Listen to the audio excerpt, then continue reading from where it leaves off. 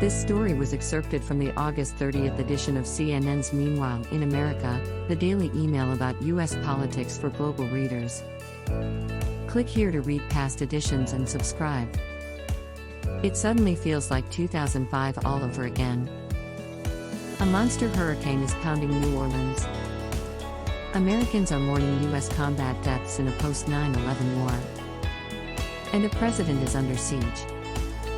16 years ago was a grim period when insurgents turned the Iraq War against the U.S. and Hurricane Katrina left people dying in the streets of the Big Easy, becoming a metaphor for the U.S. presidency in free fall.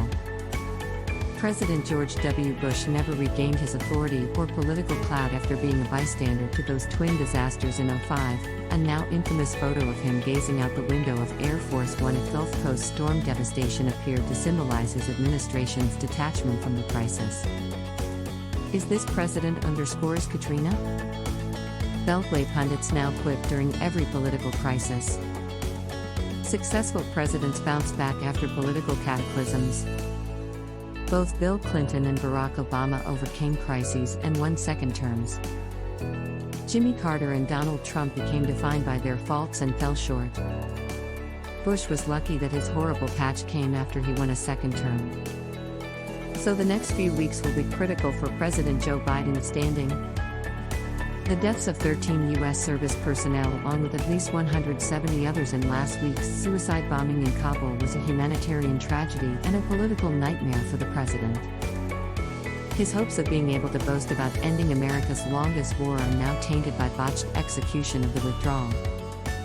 While his defenders claim Biden is unfairly being blamed for 2 decades of war errors, he did add another layer of failure on top. Hopefully, Hurricane Ida will wreak less destruction than Katrina, which hit exactly 16 years ago Sunday. But even if it blows over and the U.S. gets out of Kabul by Tuesday's deadline with no more carnage, Biden will still be in the eye of a political storm. A new scientific model suggests another 100,000 COVID-19 deaths by December. It's not Biden's fault so many Republican voters refuse to get vaccinated. But he is the president, and he was elected to end the pandemic.